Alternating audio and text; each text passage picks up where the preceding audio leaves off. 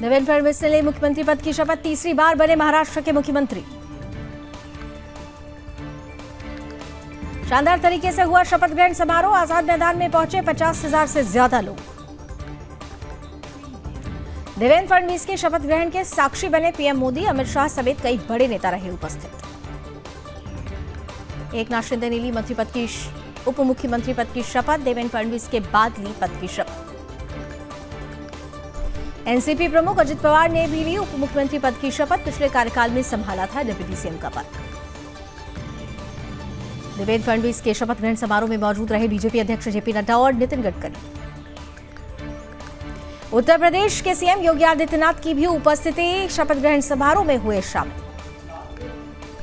BJP शासित सभी राज्यों के नेता पहुंचे मुंबई, देवेंद्र फडणवीस के शपथ ग्रहण में रहे उपस्थित। शपथ ग्रहण समारोह में दिखी कई बड़ी हस्तियां, परिवार के साथ पहुंचे मुकेश अंबानी। शपथ ग्रहण समारोह में शामिल हुए सीएम धामी, कहा महाराष्ट्र में पीएम मोदी के नेतृत्व में महायुति की सरकार बनी, महाराष्ट्र में विकास आगे बढ़ेगा। ब्रजेश पाठक ने देवेंद्र फडणवीस को दी शुभकामनाएं, बोले तेज गति से होगा महाराष्ट्र का विकास। शपथ ग्रहण समारोह में एनडीए शासित राज्यों के मुख्यमंत्रियों से मिले प्रधानमंत्री नरेंद्र मोदी।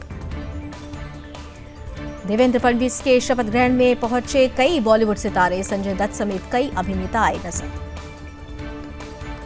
शपथ ग्रहण समारोह के मंच पर मिले योगी आदित्यनाथ और अमित शाह, दोनों ने एक दूसरे का किया अभिवादन।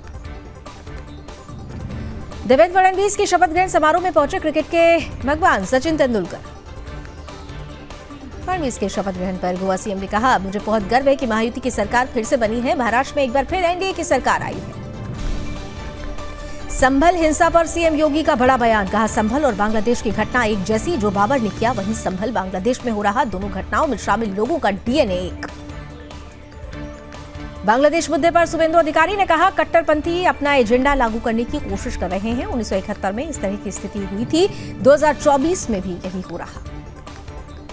अखिलेश यादव की सरकार को धमकी, विपक्ष को संभल से रोकने का लगाया आरोप, बोले जब सरकार अन्याय करेगी तो हमारी मुश्किल ये होगी कि सदन चलने दें या नहीं। संसद परिसर में विपक्षी सांसदों का विरोध प्रदर्शन, अडानी मुद्दे पर की नारेबाजी, कांग्रेस सांसद प्रियंका गांधी वाड्रा भी हुई शामिल। कांग्रेस प्रवक्ता पवन खेड़ा का यूपी सरकार पर हमला, कहा ऐसा नहीं लगता कि यूपी में लोकतंत्र है, अगर पीएम को जवाब देने की जरूरत, वो संभल क्यों नहीं गए।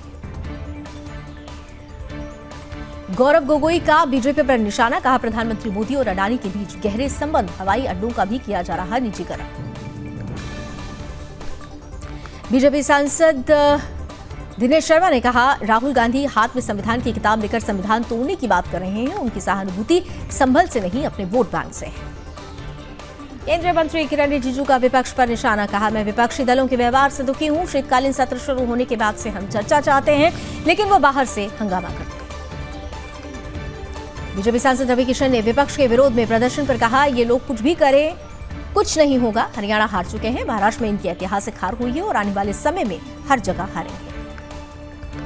विपक्ष के विरोध प्रदर्शन पर बीजेपी सांसद अरुण गोविल ने कहा, जो चल रहा है वो अच्छा नहीं है, प्रधानमंत्री को देश चलाना है, उनके पास करने के लिए और भी कई काम हैं। कांग्रेस सांसद केसी वेणुगोपाल ने कहा, इस देश में सबसे बड़ा भ्रष्टाचार हो रहा है, सरकार अडानी का नाम सुनने के लिए तैयार नहीं है। विपक्षी सांसदों के विरोध प्रदर्शन पर कांग्रेस सांसद गुरजीत सिंह ओजला ने कहा कि पीएम को जवाब देना चाहिए और इस मामले में जेपीसी का गठन करना चाहिए, एक व्यक्ति पूरे देश की छवि खराब कर रहा है। सपा सांसद डिंपल यादव ने कहा, उत्तर प्रदेश में सौहार्द बिगाड़ने की कोशिश की जा रही है, संभल की घटना इसलिए अंजाम दी गई ताकि लोगों का ध्यान उपचुनाव के नतीजों और उसमें हुई धांधली से हट जाए। हरियाणा सीएम नैब सिंह सैनी ने कुरुक्षेत्र में अंतर्राष्ट्रीय गीता जयंती के अवसर पर ब्रह्म सरोवर पहुंचकर की पूजा अर्चना। जेएमएम नेता सुदिव्य कुमार ने झारखंड मंत्री के रूप में ली शपथ। जेएमएम नेता योगेंद्र प्रसाद ने झारखंड मंत्री के रूप में लिया शपथ।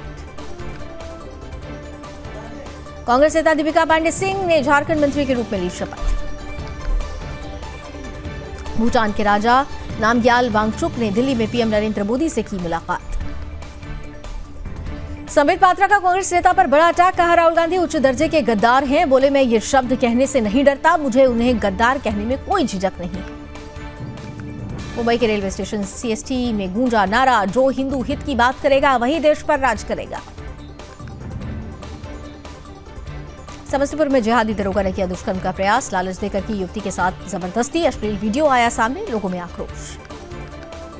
अजरा का योगी सरकार पर हमला, कहा सुनियोजित तरीके से संभल की घटना कराई गई, सरकार उसे आगे बढ़कर इन सब चीजों को कर रही है। कांग्रेस प्रदेश अध्यक्ष अजय राय बोले, पुलिस ने हमें जानबूझकर रोका, वो पुलिस द्वारा की गई हत्याओं को छिपाने की कोशिश कर रहे हैं। संभल के दंगाइयों को एसपी कृष्ण बिश्नोई की चेतावनी, हमारे पास दोषियों के खिलाफ सबूत, पुलिस स्टेशन आकर खुद करें अपने अपराध कबूल। एसपी कृष्ण बिश्नोई बोले, अलग अलग तरीके से 1 करोड़ रुपए से ज्यादा का नुकसान हुआ, ये सब बदमाशों से बरामद किया जाएगा। अयोध्या में रामायण मेले के उद्घाटन पर बोले सीएम योगी, एक बार फिर अयोध्या आध्यात्मिक और सांस्कृतिक रूप से वैश्विक नगरी के रूप में पहचान बना रही है। योगी आदित्यनाथ का सपा पर निशाना, कहा सच्चा समाजवादी वही है जो संपत्ति के मोह में स्वतंत्र है, आज के समाजवादी परिवारवादी बन गए। योगी बोले, अपराधियों और गुंडों को संरक्षण देती है सपा, वो लोहिया के नाम पर राजनीति तो करते हैं लेकिन उनके एक भी आदर्श को नहीं अपना पाते। झारखंड के विकास पर बोले हेमंत सोरेन, समय जैसे जैसे गुजर रहा है सारी चीजें हो रही हैं, हमारी सरकार तेजी से आगे बढ़ेगी। एआईएडीएमके की पूर्व नेता वीके शशिकला ने जयललिता को दी श्रद्धांजलि। उमर अब्दुल्ला के बिगड़े बोल, कहा सुनियोजित साजिश के तहत हमारी मस्जिदों को निशाना बनाया जा रहा है, हम तुष्टीकरण नहीं चाहते लेकिन हमें निशाना मत बनाइए। उमर अब्दुल्ला ने कहा, ये वो भारत नहीं है जिसका जम्मू और कश्मीर हिस्सा था, ये वो भारत नहीं है जिसकी कल्पना हमारे संस्थापकों ने की थी। रेलवे ट्रैक सिस्टम पर बोले अश्विनी वैष्णव, ये बहुत ही महत्वपूर्ण और जटिल सिस्टम है, इससे रेलवे की सुरक्षा काफी बढ़ जाती है। एमपी सीएम मोहन यादव ने कहा, 8 से 16 दिसंबर तक पल्स पोलियो अभियान चलेगा, जन्म लिए बच्चे से लेकर 5 वर्ष